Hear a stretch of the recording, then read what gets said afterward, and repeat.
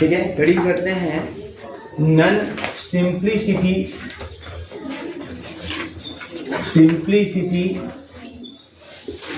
Test,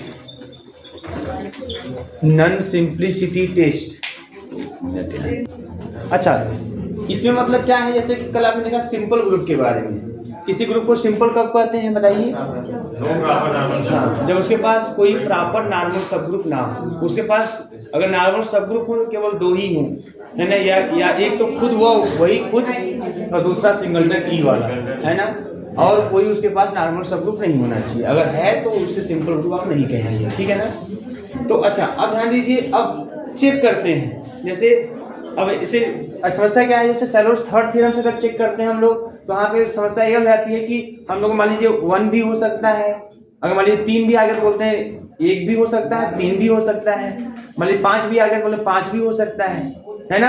जैसे कल आपने क्वेश्चन देखा, जैसे जो मैंने एग्जांपल लिया था उस दिन, एक दिन और पहले, ऑर्डर 6 वाला, तो उसमें आपने देखा कि 2SSD जो है या 1 होगा या तो 3 होगा। तो फिर अच्छा, उसमें मैंने एग्जांपल लिया था तो हमने देखा कि क्या है, तो पता चला कि उसमें एक ही 2SSD है। लेकिन अगर मान लीजिए जिस ग्रुप के बारे में पता ही ना हो, यहाँ तो हमको पता था कि यही ग्रुप है, यही सामने ये एलिमेंट है, हम लोग पता कर लेते हैं कौन कौन से सब ग्रुप उसके एग्जिस्ट करेंगे, लेकिन हमें पता ही ना हो, जैसे ऑर्डर 56 दे दिया, ऑर्डर 80 दे दिया, ऐसे ही आ जाए कि नहीं 2SSD या तो 1 होगा या तो 3 होगा। अब तो मैटर फंस गया कि 1 होगा कि 3 होगा, अब सैलोस थर्ड थ्योरम से कंफर्म हो नहीं पाएगा। बात समझ आ रही है ना। अगर 1 फिक्स हो जाए कि नहीं 1 होगा, तब ना हम बोलेंगे कि भाई इसका मतलब कि ये नॉर्मल है। बात समझ आ रही है। अगर हमें पता ही नहीं होगा कि नहीं 1 है कि 3 है कि 10 है, कितना है, ये पता चल रहा है कि या तो 1 हुआ है तो 3 है तो 10 है 20 ऐसा कुछ होगा, ये तो पता चल गया, लेकिन कौन होगा एग्जैक्ट वो पता नहीं चल पाता है।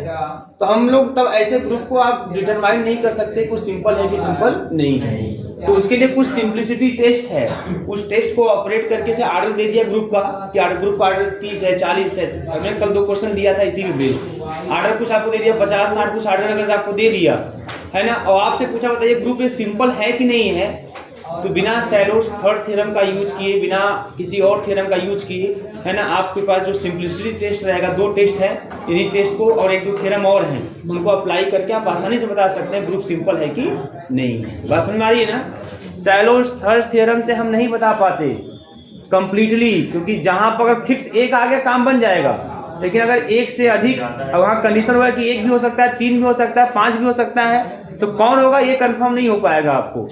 तो ऐसी स्थिति में आप बता नहीं पाओगे कि ग्रुप सिंपल है कि नहीं है ना। तो इसलिए यहाँ पे हम सिंप्लिसिटी टेस्ट की तरफ चलते हैं। सिंप्लिसिटी टेस्ट की तरफ जाने के पहले एक एग्जांपल मैं आपके सामने रख रहा हूँ। जी है आपका ग्रुप है, बेटा ध्यान दीजिएगा, जी ग्रुप है, इसमें 4 एलिमेंट है, 1 - 1 I - I, इसमें 4 एलिमेंट है, ठीक है।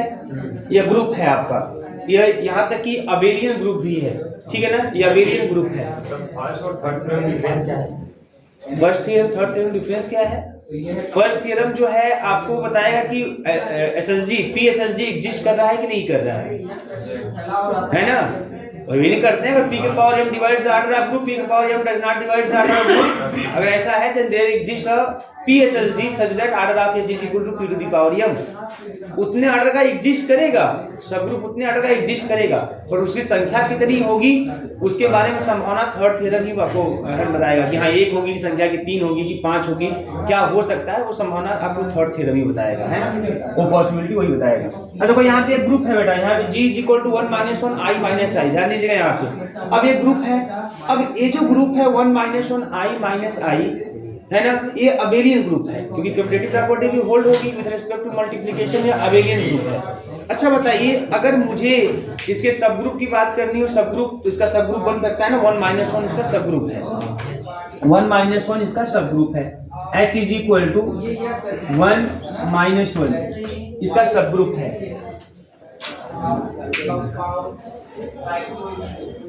बात समझ में आ रही है। तो 1 - 1 इसका सब ग्रुप है, H इज इक्वल टू, तो जब 1 - 1 इसका सब ग्रुप है, तो ऐसी स्थिति में अगर आपसे पूछो सेंटर Z क्या होगा, सेंटर क्या होगा इसका, सेंटर ऑफ G जिसको हम लोग Z से रिप्रेजेंट करते हैं, क्या होता है सेंटर में? सेंटर में क्या बात करते हैं? ये सेंटर में क्या लिखते हैं आप लोग? इसमें जी के वे एलिमेंट होते हैं जो जी के प्रत्येक एलिमेंट के साथ कम्यूट करते हैं। यही होता है centre of G. Centre of G यही होता है, इसको जेड से रिप्रेजेंट करते हैं। तो किसी भी ग्रुप का जो सेंटर होता है उसके सेंटर में ग्रुप के वे एलिमेंट आते हैं जो ग्रुप के प्रत्येक एलिमेंट के साथ क्या करते हैं? कम्यूट करते हैं। मेरी बात समझ में आ रही है कि नहीं आ रही है ना? अब बताइए इसके सेंटर में क्या आएगा? इस ग्रुप के सेंटर में क्या आएगा? ऐसा कौन सा एलिमेंट जो सबके साथ कम्यूट करेगा? बताइए कौन करेगा कम्यूट, है ना? तो ऐसे केस में अब सेंटर जेड में जी के वे एलिमेंट जो सबके साथ कम्यूट करे तो सब आ जाएगा, सब नहीं आ जाएगा? बताओ भाई, 1 सबके साथ कम्यूट नहीं करेगा, 1 के साथ कम्यूट करेगा, 1 -1 के साथ कम्यूट करेगा, 1 i के साथ कम्यूट करेगा, 1 i के साथ, सबके साथ कम्यूट करेगा, मतलब 1 भी आ जाएगा इसमें। तो यही कर देखना है आपको, जी का कौन सा एलिमेंट जी के प्रत्येक एलिमेंट के साथ कम्यूट कर रहा है ना? -i भी सबके साथ कम्यूट करेगा। अरे ग्रुप अबेलियन है तो कम्यूट तो करना ही करना है, क्या नोट किया तो कम्यूट करेगा ही करेगा, उसमें कोई दो राय नहीं है। तो इसमें सब आ जाएगा। बात समझ में आ रही है ना? पूरा सेंटर जो है वो ग्रुप के ही बराबर आ जाएगा। ठीक है, अब कोई ऐसा ग्रुप बताओ जो अबेलियन ना हो। चलो कोई ऐसा ग्रुप बताओ बेटा जो अबेलियन ना हो। लीजिए बताइए, कोई ऐसा ग्रुप बताएं आप लोग जो अबेलियन ना हो। चलो बताओ मास्टर बताइए, कैसे ग्रुप के बारे में बताइए जो अबेलियन ना हो।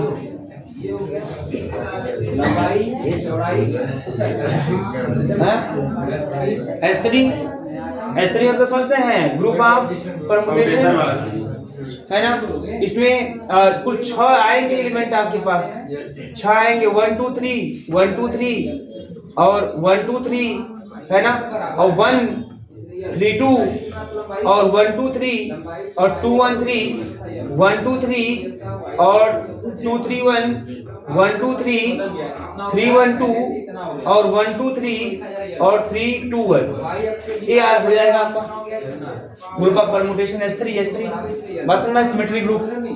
तो ये आपका पूरा ग्रुप बनाता है, ये अबेलियन नहीं होता है। जो परमुटेशन होता है ना, परमुटेशन कम्यूटेटिव प्रॉपर्टी होल्ड नहीं करता है, मैट्रिक्स में नहीं करता। वेरी गुड, देखिए मास्टर को आने में कितना फर्क पड़ता है ना? मैट्रिक्स का भी नहीं करता है ना? अच्छा, अब जो कम्यूटेटिव प्रॉपर्टी होल्ड नहीं करते, अब इसे इसमें अगर देखो किसी दो को मल्टीप्लाई करोगे, कम्यूट कराओगे, ऐसा भी हो सकता है रिजल्ट बराबर भी आ सकता है। देखिएगा, लेकिन कम्यूट करने का मतलब, कम्यूटेटिव प्रॉपर्टी होल्ड करने का मतलब सबके साथ होना चाहिए। तो हो सकता है कि आपसे कोई दो उठाए और चेक करके देखते हैं कि कम्यूटेटिव प्रॉपर्टी होल्ड होता है कि नहीं होता है, हो सकता है कर जाए, हो सकता है कर जाए, है ना? निश्चित हो सकता है, लेकिन सब नहीं करने वाला, सब नहीं करने वाला मतलब आप ऐसे कोई दो लेके अगर कम्यूट कराएंगे तो देखेंगे कहीं न कहीं पर आपको बराबर रिजल्ट नहीं आएगा। ऐसे मैट्रिक्स में भी होता है।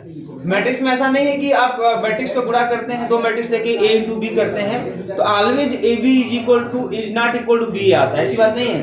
कभी कभी ab इक्वल टू b आ भी जाएगा, लेकिन हाँ always ab equal to b नहीं आएगा, always ab equal to b नहीं आएगा। इसलिए इसका मतलब यह हुआ कि कुछ ना कुछ ऐसे आपको मिल जाएंगे, है ना, प्लेस पे जहां पर दोनों मैट्रिक्स एक दूसरे को कम्यूट करते हुए दिखाई नहीं देंगे। तो कोई एक भी फेल करता है तो वो नियम नहीं होल्ड होता है। ऐसे क्लोजर लॉ होता है तो क्या होता है कि दो एलिमेंट को जोड़ने पर रिजल्ट उसी में आना चाहिए, है ना?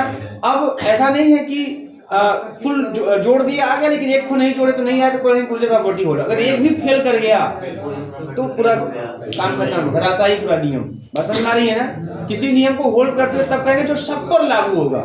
ये जो आपका S3 है ना, ये आपका अबेलियन नहीं होता बेटा, नॉट अबेलियन। बात समझ में आ रही है? अब थोड़ा ध्यान दीजिएगा मेरी बात। अभी मैंने जो ऊपर यहाँ एग्जांपल लिया है, बात नहीं मास्टर, ध्यान दो। जो मैंने यहाँ एग्जांपल लिया g equal to 1 - 1 i - e abelian था। मैंने बोला ये उसका सब ग्रुप हो गया। सेंटर क्या होता है? ये g के वे एलिमेंट होते हैं, जो g के प्रत्येक एलिमेंट के साथ, तो x है, x बिलोंग्स टू g, जो g के प्रत्येक एलिमेंट के साथ कम्यूट करते हैं, है ना? g के वही एलिमेंट g के सेंटर में जाते हैं। तो सेंटर जेड में कौन आएगा, इसके अकॉर्डिंग सेंटर जेड में कौन आएगा, तो सेंटर जी में कौन आएगा, उसको जेड से रिप्रेजेंट करते हैं, सेंटर जी में कौन आएगा, पूरा यही आएगा। अगर ग्रुप अबेलियन है तो भाई उसका हर एक एलिमेंट सबके साथ कम्यूट करेगा, और जी का जो एलिमेंट्स जी के प्रत्येक एलिमेंट के साथ कम्यूट करे, जी के उन्हीं एलिमेंटों के सेट को सेंटर ऑफ ग्रुप कहते हैं, जेड से रिप्रेजेंट करते हैं। तो यहाँ पूरा जेड मिल जाएगा जी के ही बराबर। लेकिन यहाँ पे अबेलियन नहीं है, मैंने बोला यहाँ पे अबेलियन नहीं, इसका मतलब यहाँ कम्यूटेटिव प्रॉपर्टी होल्ड नहीं करेगी। इसका मतलब यहाँ पर ऐसा नहीं है कि हर जगह कम्यूटेटिव प्रॉपर्टी होल्ड नहीं करेगी, कुछ एलिमेंट ऐसे हो जाएंगे, जैसे आइडेंटिटी को ही ले लें, आइडेंटिटी सबके साथ कम्यूट करेगा। ऐसे एक आध दो एलिमेंट को और चेक करिएगा, वो भी कम्यूट करता हुआ आपको दिखाई दे सकता है। मैंने बोला ना आपसे कि कम्यूटेटिव प्रॉपर्टी यहाँ पे होल्ड नहीं होता, इसका मतलब ये नहीं है कि किसी भी दो को लेंगे कम्यूट कराएंगे तो बराबर नहीं है, ऐसा नहीं है। हाँ, होल्ड नहीं करता, उसमें आपको एक या दो जगहों पे ऐसा जरूर देखने को मिलेगा जहां पे कम्यूटेटिव प्रॉपर्टी होल्ड नहीं होगी, है ना। और कुछ में मान लीजिए हम दूसरा तीसरा ले लिए, हो सकता है बराबर आ जाए, हो सकता है दूसरा तीसरा चौथा ले लिए, हो सकता है बराबर आ जाए, लेकिन चौथा पांचवा ले कोई ना कोई एक ऐसा रहेगा जिसको बराबर नहीं आएगा, इसलिए बोलेंगे कम्यूटेटिव प्रॉपर्टी यहाँ होल्ड नहीं करती। तो कौन ऐसा इसमें छह में कौन से ऐसे एलिमेंट है जो सबके साथ कम्यूट करेंगे। अगर ग्रुप अबेलियन नहीं है तो पूरा उसमें से कुछ ही एलिमेंट आपको कम्यूट करते हुए दिखाई देंगे और कुछ नहीं करते हुए दिखाई देंगे। भाई अबेलियन नहीं तो यही मतलब हुआ ना। तो जो कुछ कम्यूट करते हुए दिखाई देंगे वो कहाँ आएंगे, वो जेड में आएंगे, वो जेड में आएंगे। बात समझ में आ रही है, वो आपको जेड में आते हुए दिखाई देंगे। तो ये मेन आपको ये समझना है कि भाई कौन कौन आएगा, आप इसको पता करिएगा या फिर होमवर्क रहेगा, कौन कौन कम्यूट करेगा सबको चेक करिएगा 1 by 1। आइडेंटिटी करने की जरूरत नहीं, वो आते ही करेगा। दूसरा एलिमेंट उठाइएगा, सबके साथ कम्यूट करेगा, इसके साथ इसके साथ इसके साथ इसके साथ। अगर वो सबके साथ कम्यूट करेगा जेड में आ जाएगा। तीसरा उठाइएगा, फिर सबके साथ कम्यूट कराइएगा, अगर सबके साथ कर गया तो जेड में आ जाएगा, नहीं किया तो नहीं आएगा। अगर मान लीजिए सबके साथ कर गया, किसी एक के साथ नहीं किया तब वो नहीं आएगा, सबके साथ आना करना चाहिए। सेंटर जेड सेंटर ग्रुप ऐसे ही होता है। बात समझ में आ रही है, तो ऐसे जेड आपको मिल जाएगा। बात समझ में आ रही है। ऐसे देखो यहाँ पे आप और भी एग्जांपल ले लीजिएगा, और भी एग्जांपल ले लीजिएगा आप आसानी से। जैसे जी इक्वल टू आप ऐसे बना लीजिएगा, मान लीजिए मैंने ले लिया ए स्क्वायर है ना, a cube, a to the power 4 5 6 7 8 ऐसा ले लीजिएगा, ठीक है। आइडेंटिटी इसको भी आप देखिएगा, समझ में आ रही है कौन कौन आ रहा है, ठीक है। तो ऐसे आप देखिएगा, तो उसमें देखो क्या है कि अगर किसी ग्रुप का ऑर्डर, ध्यान दीजिएगा, अगर किसी ग्रुप का ऑर्डर p के पावर m के रूप में हो, आप देखेंगे अगर किसी ग्रुप का ऑर्डर p के पावर m के रूप में हो, तब उस ग्रुप के पास एक सेंटर तो हर ग्रुप में मिलेगा, हर ग्रुप का सेंटर होगा। बात समझ में आ रही है। इसमें जो सेंटर मिलेगा, वो जो सेंटर होगा वह जी से कम आएगा, उसमें एलिमेंट जो होंगे है ना वो जी से कम एलिमेंट होंगे।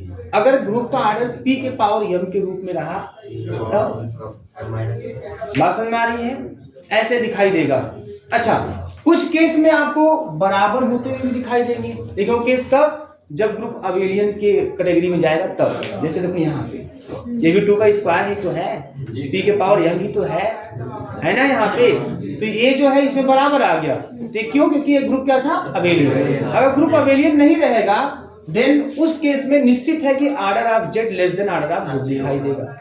बात समझ में आ रही है। ये दोनों कंडीशन, ग्रुप अबेलियन है तो ऑर्डर ऑफ जेड है ना equal to order of group हो सकता है, तो वो दिखाई भी देगा, दिखाई दे भी रहा है यहाँ पे। लेकिन अगर ग्रुप अबेलियन नहीं है तो ऑर्डर ऑफ जेड जो होगा वो ऑर्डर ऑफ जी से क्या होगा, कम होगा। और जेड जो होता है आप जानते हैं नॉर्मल सब ग्रुप होता है। जेड क्या होता है, नॉर्मल सब ग्रुप होता है। अगर जेड नॉर्मल सब ग्रुप है तो अगर ऐसा कोई ग्रुप जिसका ऑर्डर p के पावर m है तो उसके पास ऐसा जेड जरूर एग्जिस्ट करेगा जिसका ऑर्डर ग्रुप के ऑर्डर से या तो कम होगा या तो बराबर होगा, है ना। और जैसे ही अगर मान लीजिए कम हुआ तो ऐसे केस में हम बोलेंगे कि जी के पास एक नॉर्मल सब ग्रुप है, वो भी प्रॉपर नॉर्मल सब ग्रुप है, क्योंकि इक्वल कर जाएगा तो उसको बोलेंगे इम्प्रॉपर। अगर इक्वल नहीं करेगा है ना और आइडेंटिटी ना हो तो हम उसको क्या बोलते हैं, प्रॉपर। तो उसको प्रॉपर नॉर्मल सब ग्रुप। बात समझ में आ रही है। अगर किसी ग्रुप के पास प्रॉपर नॉर्मल सब ग्रुप है तो ऐसा ग्रुप जो है सिंपल नहीं होता है। सिंपल नहीं होता है कि होता है, प्रॉपर नहीं तो सिंपल है ना, सिंपल होता है, प्रॉपर नहीं है। प्रॉपर अगर नहीं है तब सिंपल होता है, बात समझ में आ रही है। अगर इम्प्रॉपर है ना, तब सिंपल। केवल इम्प्रॉपर होना चाहिए, मतलब खुद वह होना चाहिए और सिंगलटन ई होना चाहिए, बात समझ में आ रही है। हाँ बोलिए, कुछ कर रहे हैं। इसी ग्रुप को बताइए, लिखे हैं ये वाला। हाँ। अभी चेक करिएगा आराम से, सिंपल है कि नहीं। सिंपल तो वही तो बता रहा हूँ, उसको चेक करिएगा सिंपल है कि नहीं, है ना। क्या बताओ, ये सिंपल है, ये सिंपल है जो भी है, आइए देख लेते हैं। तो उसको अगर देखना है तो ये आपका जो है order of G is equal to 8 हो गया, order of G is equal to 8 हो गया, बस में ना। तो 2 का क्यूब हो गया, तो 2 का cube divides the order of group, लेकिन 2 का power 4 does not divide the order of group. इसका मतलब कि 2 SSG एग्जिस्ट करेगा, है ना। मान लीजिए H है, वो H है सब ग्रुप, तो उसका ऑर्डर 2 का क्यूब हो जाएगा, मतलब 8 हो जाएगा। ठीक, इस तरीके से पूरा वही ऑर्डर हो गया, 8 हो गया। अच्छा, अब अगर हम चले उसके हिसाब से सैलोस थर्ड थ्योरम लगा दें, तो 1 + 2k है ना, divide the order of group, मतलब 1 को, तो 1 + 2k क्या हो सकता है। तब अगर वो 1 को डिवाइड कर रहा है तो वो 1 हो सकता है, या 2 हो सकता है, या 4 हो सकता है, या 8 हो सकता है ना। अब एग्जांपल आपके सामने है। हाँ बताइए। प्रॉपर्टी हाँ, तो अब एक ऑर्डर का हो गया। अब इसमें जब आप देखोगे सब ग्रुप जो है 2 SSG वाला, है ना, जो सब ग्रुप है वो कितने मिल जाएंगे आपको, है ना, एक का मिलेगा ना। ऑर्डर 8 है तो एक ही मिलेगा, मतलब खुद यही मिलेगा, तो सिंपल हो जाएगा। लेकिन इस ग्रुप का ऑर्डर कितना है, कितना है, 8 है। हाँ तो प्राइम तो है नहीं, ये सब प्राइम नहीं है। इसके पहले आप नोट्स दिखाएंगे, every group of order prime सजी इससे सिंपल होता है, every group of order prime prime order सजी। तो इसका ऑर्डर प्राइम है, इसका ऑर्डर प्राइम नहीं है, ऑर्डर इसका ऑर्डर इवन है। अच्छा ऑर्डर सजी भी बताया था फर्नीचर रुक जाओ, तो उसमें क्या लिखवाया था, रुक जाओ क्या लिखवाया था उसमें, प्राइम सजी ऑर्डर रहेगा तो सिंपल होगा। एक आध और सब ग्रुप ऐसे हो सकते हैं हमारे पास, तो लेकिन हाँ, लेकिन एक चीज और ध्यान देना है हमको कि अच्छा 2 SSG है ना, 2 SSG है तो ठीक है, कोई दिक्कत नहीं है। 2 SSG है तो ऑर्डर 2 का बनाइए आप, बन सकता है भाई, चेक करिए। ऑर्डर 2 का बनाना है, ऑर्डर 8 है ना, ऑर्डर का आना सब ग्रुप ऑर्डर 8 भी है, तो P के पावर m मतलब कितने ऑर्डर का होना चाहिए, तो एक ही आ ही रहा है। अभी प्रॉपर यही प्रॉपर हो गया, तब इसके साथ में सिंपल हो गया।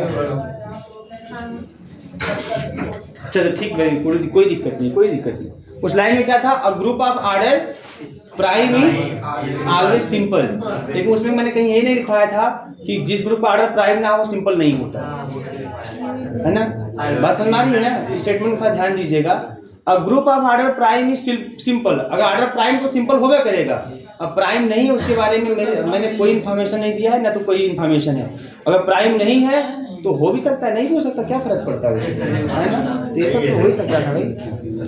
ठीक है, चलिए ध्यान दीजिए, अब आगे बढ़ते हैं। जो मेन हम उसको आता है टॉपिक, क्लियर है ना। वहाँ पे किसी ग्रुप ऑर्डर प्राइम हो तो सिंपल होगा करेगा, लेकिन अगर प्राइम नहीं है तब वो जो है सिंपल होगा नहीं होगा, अभी उसके बारे में मैंने कोई इन्फॉर्मेशन नहीं भी दिया है, और इस रिजल्ट से कंफर्म समझ में आता है कि हो भी सकता है और नहीं भी हो सकता है। हाँ, अगर प्राइम है तो फिक्स रहेगा, सिंपल रहेगा, ठीक है, कोई दिक्कत नहीं। चलिए आगे बढ़ते हैं। अब है ना, क्या हेडिंग किए हैं आप लोग, नॉन सिंप्लिसिटी टेस्ट। उसमें आप फर्स्ट थ्योरम लिखिए, आप यहाँ पे थ्योरम नंबर फर्स्ट। 2 टेस्ट हैं आपको पढ़ने हैं और 2 थ्योरम पढ़ने हैं सिंपल ग्रुप को चेक करने का। थ्योरम फर्स्ट लिखिएगा, Sylow's theorem for non simplicity. Theorem लिखिएगा हेडिंग के साथ, Sylow's theorem for non simplicity. Sylow's theorem for non simplicity, ठीक है। स्टेटमेंट लिखिए इसका, Sylow's theorem for non simplicity, ठीक है बेटा। स्टेटमेंट लिखिए इसका, देखिए if order of G is equal to, if order of G is equal to small n, order of G is equal to small n, where n is a non prime positive integer, where n is a non-prime positive integer such that non-prime positive integer such that p divides the order of group, such that p divides the order of group where p is a prime number, where p is a prime number, if where p is a prime number, if one is the only divisor of order of group, if one is the only divisor of order of group, one is the only divisor of order of group that is congruent to 1 modulo p, that is congruent to 1 modulo p, 1 modulo p, then G is not simple. That is congruent to 1 modulo p, then G is not simple. Then G is not simple. ये simplicity test है जिसे हम fellows theorem की help से ही दिखाएंगे आपको, और इसका यूज भी आप करेंगे जो है आगे सिंपल ग्रुप बताने के लिए।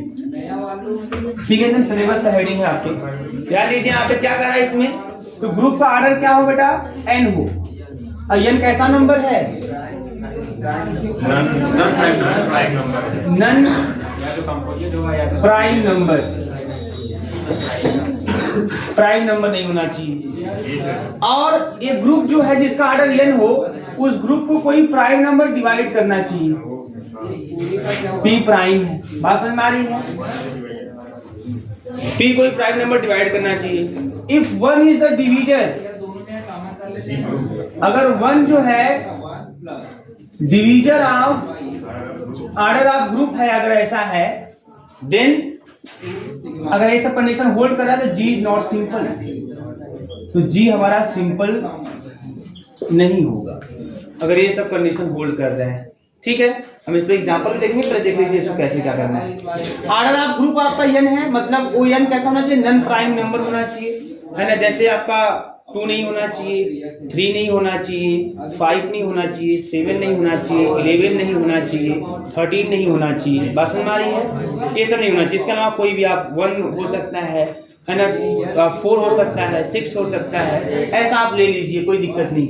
अब वो ग्रुप ऐसा भी हो जिसको कोई प्राइम नंबर डिवाइड भी करता हो, है ना, कोई प्राइम नंबर मान लीजिए p डिवाइड कर रहा है, तो ऐसे केस में अगर एक कंडीशन और है कि 1 is the divisor of order of group, only नहीं लिखवाया हो, खाली 1 ही लिखवाया हो क्या, ओनली लिखवाया हो ना, हाँ, नहीं तो कोई इसका मतलब नहीं निकल के आएगा, तब 1 तो सबको डिवाइड करेगा, कुछ अपने आप को हो, तो इसका मेन महत्व तब आएगा जब 1 is only divisor of order of group, मतलब केवल 1 ही उस ग्रुप के ऑर्डर को डिवाइड करता हो, केवल 1 ही उस ग्रुप के ऑर्डर को डिवाइड करता हो, है ना, तो ऐसे केस में वो जो ग्रुप होगा जी वो क्या होगा, नॉट सिंपल। इसको प्रूफ कैसे करेंगे, ध्यान दीजिएगा, कैसे समझिए मेरी बात।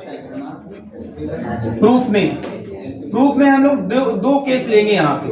केस फर्स्ट में हम मानेंगे कि जो ऑर्डर ऑफ ग्रुप है या p के पावर m है, ऑर्डर ऑफ ग्रुप क्या है, p के पावर m, मतलब 2 स्क्वायर 2 क्यूब ऐसा, या 1 तो होगा नहीं करता, 3 का स्क्वायर 3 का क्यूब, ऐसा कुछ करके हो, मतलब ऑर्डर 4 हो, चाहे 8 हो, चाहे 9 हो, ऐसा कुछ करके, मतलब किसी प्राइम के पावर के रूप में आपको दिखाई दे। ठीक है ना, तो अगर ऑर्डर ऑफ ग्रुप जो होगा या तो p के पावर m, और या तो कुछ ऐसा होगा, पर दो केस बनाएंगे इसमें, एक order of g is equal to मानेंगे p के पावर m, और दूसरे मानेंगे order of g is equal to p to the power m into l। ये 2 ही केस बनाएंगे हम लोग यहाँ पे इस थ्योरम के अकॉर्डिंग। इस थ्योरम में क्या है हमारे पास, देखो जैसे 2 का स्क्वायर कर दोगे बेटा, यहाँ पे 2 का स्क्वायर तो आएगा 4, 3 का स्क्वायर कर दोगे आएगा 9, तो जो 4 9 ये सब आ रहे हैं वो इसके अकॉर्डिंग आ रहे हैं, आया है ना, नन प्राइम नंबर, 4 थोड़ी प्राइम नंबर है, 9 थोड़ी प्राइम नंबर है, कंपोजिट, बात समझ में आ रही है ना, तो इसलिए मैं इस रूप का ले रहा हूँ। आपको जो ग्रुप का ऑर्डर लेना है वो ऐसा लेना है कि जो नन प्राइम नंबर हो, है ना, तो ऐसी स्थिति में ग्रुप का ऑर्डर या तो ऐसा आप लेंगे या तो ऐसा लेंगे, तो आपको कंफर्म नन प्राइम नंबर दिखाई देगा, है ना, आप रख के देख सकते हो, 2 का स्क्वायर 2 का क्यूब कुछ भी लो, m इक्वल टू 1 नहीं होना चाहिए, है कौन m इक्वल टू वन नहीं होना चाहिए वहाँ। कहाँ पे? यहाँ पे, ऊपर यहाँ पे, हाँ m इक्वल टू 1 नहीं होगा, ठीक है ना, m इक्वल टू 1 नहीं होगा। तो m इक्वल टू 1 नहीं होगा मतलब 2 की पावर 1 करें तो प्राइमा हो जाएगा, है ना, तो m इक्वल टू 1 नहीं होगा। हाँ, दूसरे केस में देखिए यहाँ पे, इस केस में आप अगर देखिए बात करेंगे यहाँ पे तो p के पावर m इंटू n, तभी वही हाल, जैसे मान लीजिए 4 आया, किसी से गुणा कर दो आप, 2 से गुणा कर दो, 3 से कुछ से गुणा कर दो उसमें, है ना, तो 8 12 जो भी आएगा 16, ये सब का सब जो है नॉन प्राइम नंबर हो जाएगा। तो ग्रुप ऑर्डर या तो ऐसा लोगे या तो आप ऐसा लोगे, बस समझ आ रही है। अब केस फर्स्ट में अगर आप ऑर्डर आप group is equal to p to the power m है, अगर ऐसा है then there exist a centre of group, centre of group. अभी कोई एक चीज जैसे मैं एग्जांपल बता रहा था आप लोगों को, अ centre of group capital Z such that order of Z is less than order of G। जिस ग्रुप में, जिस ग्रुप का ऑर्डर ऐसे p के पावर m के रूप में दिखाई देगा, आप इक्वल टू भी लगा सकते हैं, लेकिन वो अबेलियन का केस रहेगा, ध्यान में रहे आपके क्या अबेलियन का केस रहेगा। तो अगर order of G is equal to p to the power m है, तो आप ऐसे कोई भी आप लेके देखिएगा, मैंने एग्जांपल दिया है, आपका काम है आप उसको करिएगा, जरूर पता करिएगा कौन सा सेंटर आएगा। तो जब अगर किसी ग्रुप का ऑर्डर p के पावर m है तो जरूर है उस ग्रुप के लिए एक सेंटर जरूर, हर ग्रुप के लिए सेंटर एग्जिस्ट करेगा, है ना, तो उस ग्रुप के लिए एक सेंटर जरूर एग्जिस्ट करेगा। तो जो सेंटर एग्जिस्ट करेगा उसका ऑर्डर क्या होगा, उसका ऑर्डर ग्रुप के ऑर्डर से कम ही आएगा। और ये किस केस में, in the case of non abelian, abelian रहेगा तो बराबर भी आ जाएगा।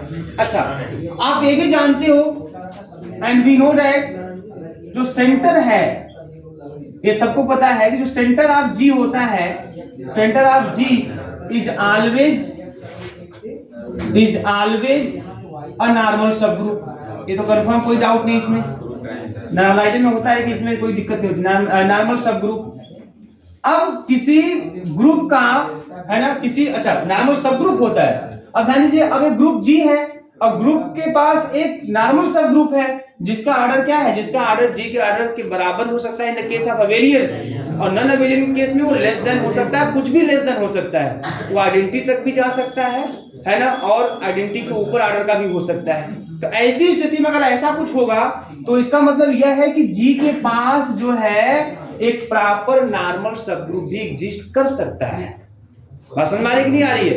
अगर मैं बोल रहा हूं कि order of Z is less than order of G, इसका मतलब यह है कि अगर G का ऑर्डर मान लीजिए 4 हो गया, 8 हो गया, तो इसका मतलब जो उसका नॉर्मल सब ग्रुप है ना, वो उससे कम ऑर्डर का कुछ भी हो सकता है। बात समझ में आ रही है? तो अगर ये होता कि नहीं केवल सिंगलटन ही होगा, खुद G होगा, तब तो हम कोई बात ही नहीं, तो वहां कोई दिक्कत नहीं थी। लेकिन मैंने कहा लेस देन, इसका मतलब कुछ भी हो सकता है, कुछ भी हो सकता है। इसका मतलब कि आइडेंटिटी के ऑर्डर, मतलब एक ऑर्डर के ऊपर वाला भी हो सकता है, और जैसे ही एक ऑर्डर के ऊपर वाला अगर नॉर्मल सब ग्रुप एग्जिस्ट कर गया तो ऐसा सब ग्रुप जो जाएगा प्रॉपर नॉर्मल सब ग्रुप हो जाएगा, है ना। तो इस केस में since order of Z is less than order of G, hence G has proper G लिखें, G has proper normal सब ग्रुप। और जैसे उसके पास proper normal subgroup exist होने के चांस हो गए, है ना, देन आप कह सकते हो तुरंत बेटा then G is not simple. अगर ऐसा कोई संभावना दिख गया कि उसके पास प्रॉपर नॉर्मल सब ग्रुप मिल गया, काकाउट मिल गया, है ना, तो नॉट सिंपल। है सिंपल तभी होगा जब केवल 2 नॉर्मल सब ग्रुप हो, एक तो खुद हो, एक सिंगलटन हो। ठीक, एक केस सेकंड देखिए, केस सेकंड में हम मान लेते हैं कि जो ग्रुप का ऑर्डर है बेटा ये p के पावर m इंटू n है। केस सेकंड में जो ग्रुप का ऑर्डर है p to the power m into n है। अब इसमें अगर बात करें, इसमें सैलोज थ्योरम लगा देते हैं। अब देखो बेटा यहाँ जो p के पावर m है, p के पावर m ये डिवाइड्स करेगा ऑर्डर ऑफ ग्रुप को, ठीक है, कंफर्म करेगा भाई p के यही ऑर्डर है, p के पावर m डिवाइड करेगा।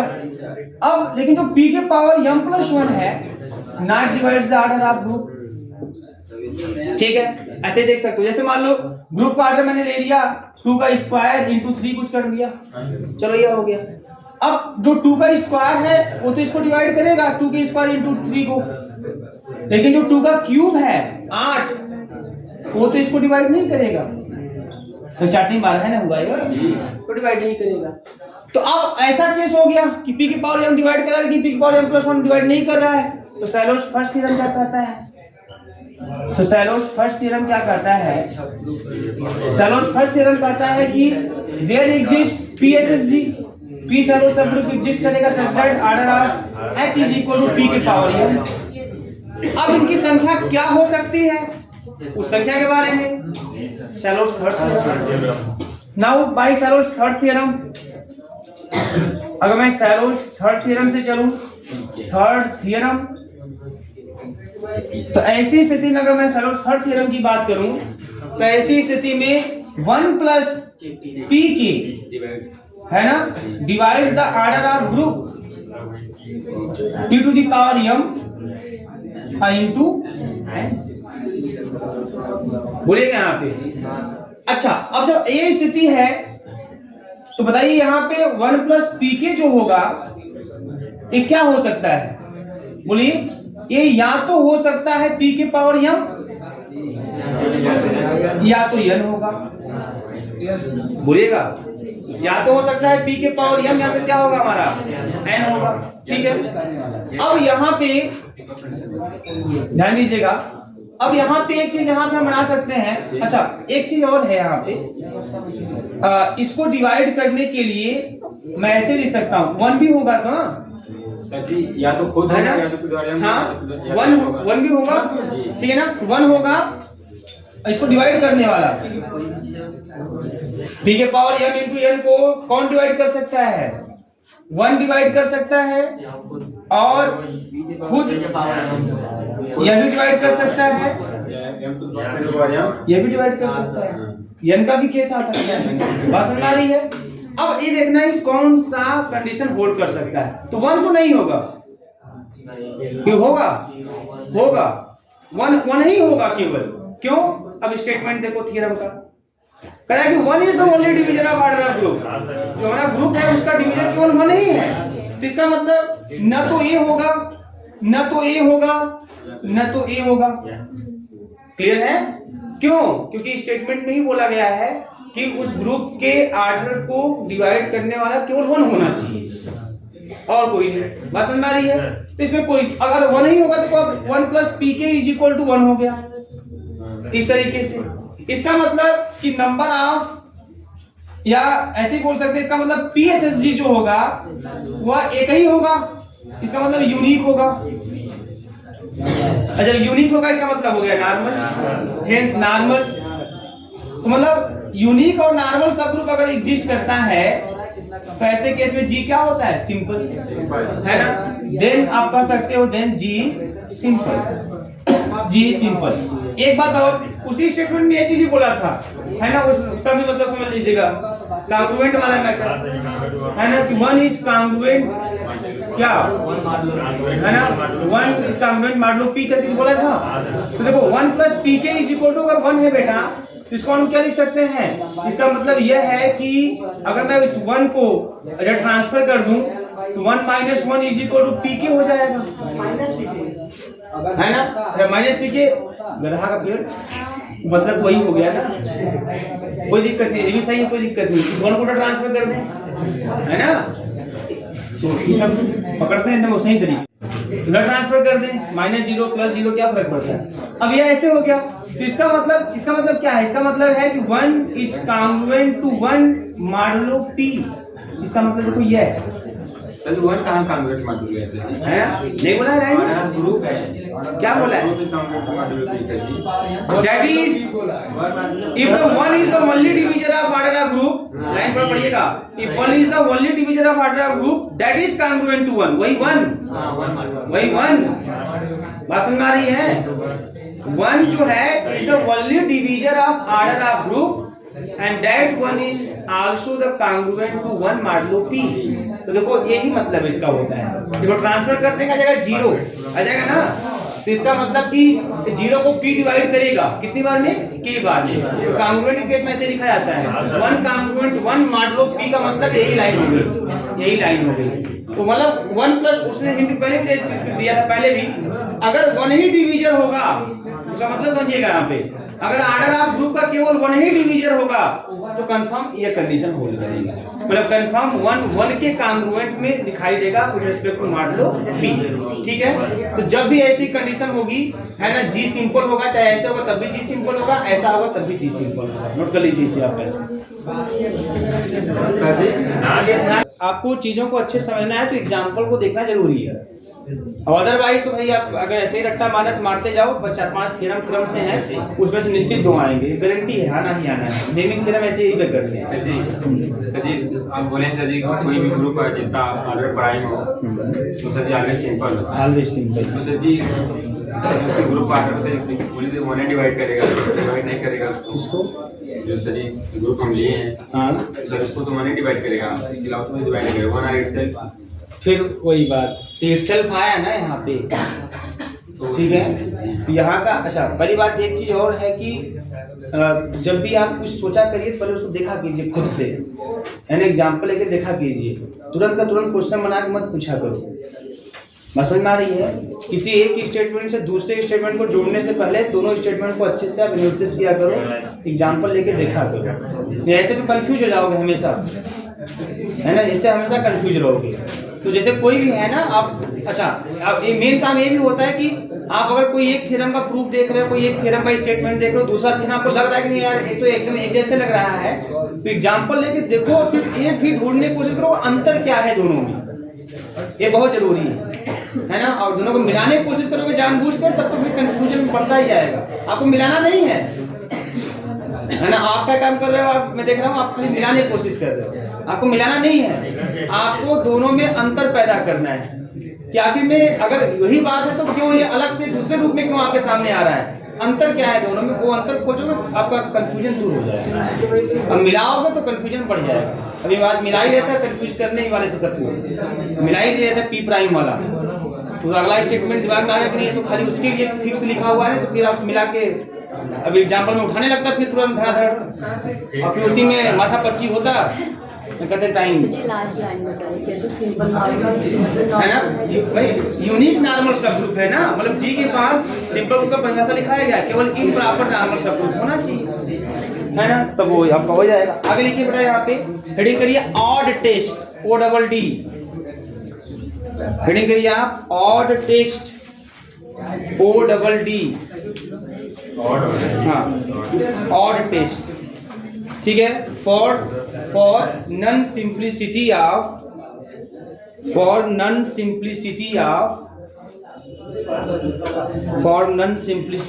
ग्रुप, तो लिखिए इसमें क्या है इसका statement, let order of G is equal to 2n, let order of G is equal to 2n, group order कितना है 2n, order of G is equal to 2n, where n is an odd number, where n is an odd number greater than 1, n is an odd number greater than 1, then g is not simple, then g is not simple, मतलब अगर group order कितना हो 2n हो और n कोई 8 number हो जो 1 से क्या हो बड़ा हो, तो ऐसा ग्रुप सिंपल नहीं होता।